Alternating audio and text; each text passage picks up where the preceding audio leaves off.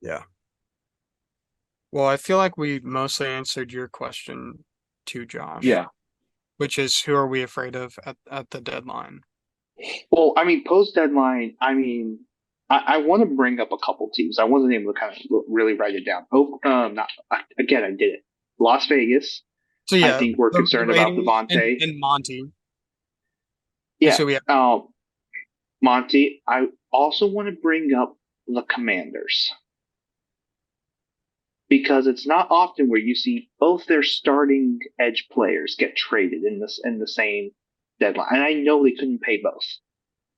I was surprised they traded both, however. So what does that say about the team? What are we thinking of Sam Howell as a dynasty perspective? That's kind of where I'm intrigued with. I Um, mean, Sam looks good. Like if yeah, I was able to get Sam Howell, especially in like a super flex league, like I think you're very happy. I Yeah. mean I think as far as this year's concerned, perfect option because he's going to be playing from behind over and over and over and over again, which also yeah, means Jahan Dotson might be a very interesting play as well, since Curtis Samuel's out. However, I am afraid of this team blowing it up per se. Um, just because of the fact that they traded their edges. We already know Ron Rivera's probably out the door, and what's happening here is basically my issue. Also bring up the Chargers. While the Chargers stood pat, I think we've clearly seen that they just don't have the horses to compete.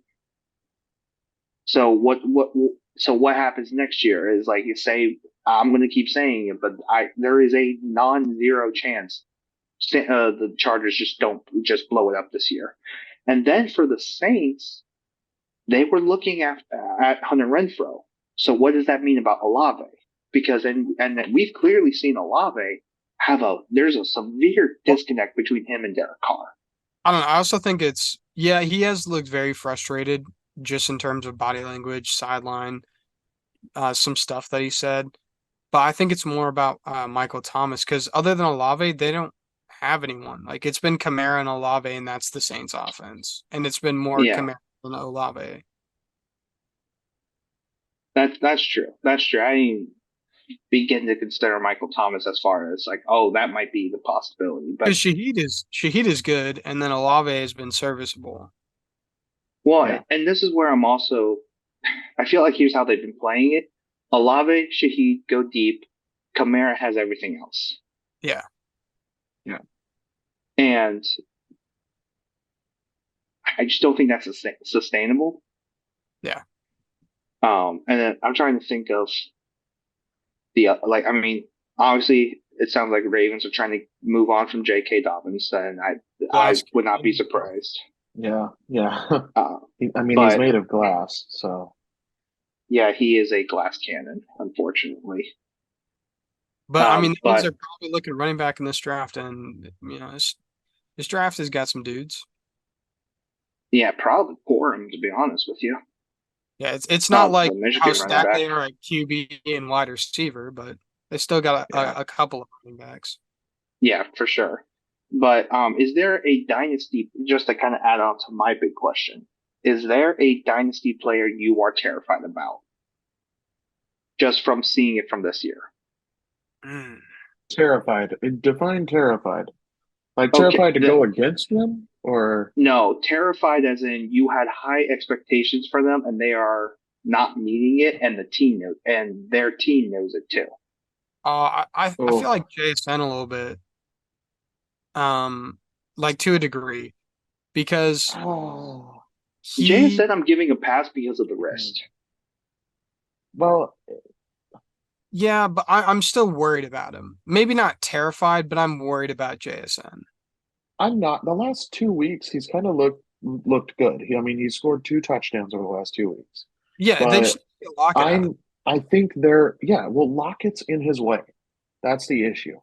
Is they've got two very good veteran wide receivers that are kind of taking his position, and he needs one of them to get out of the way. Now, Lockett, he might be on the back end of his career, But it it shows JSN has taken more and more reps the last like couple of weeks, and they And might be working him in this year and getting him used to an NFL system.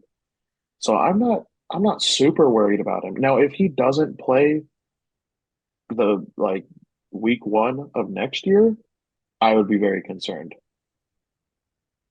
I will say, just looking at JSN's like snap percentage, since the bye week. So Cincy was 72%, Arizona was 63%, Cleveland was 66%. So his three highest snap percentage games have been post bye. So that should only mean good things. Um, so he's not one I'm scared. I mean, I'll go back on that team. I think Kenneth Walker does scare me a little bit because Charbonnet has been pretty involved. And I just think of the massive what if, like kind of like imagine if Kenneth Walker got hurt instead of Breece Hall to where like a major knee injury. And I don't want to wish that on anybody, but I'm very terrified. It's like, what would Seattle do if Kenneth Walker experienced that? And I don't want to know the answer because I'm pretty sure the answer would be it'd be Charbonnet and they're just going to run away with it. So I guess my confidence in Kenneth Walker has definitely gone downhill, Yeah. personally. And I would say, I mean, the past 2 weeks, I'm kind of concerned about Pickens, largely because I think they've shown Deontay is the guy. So I would almost be shocked if he didn't get re-signed next year. But Pickens is clearly number two in this offense. So any expectations I had for him have just been completely thrown out the window. He's still scoring, crazy enough, showing he can be a wide receiver one, crazy enough. But do the Steelers see him that way? I feel like is the big question that we are all trying to figure out.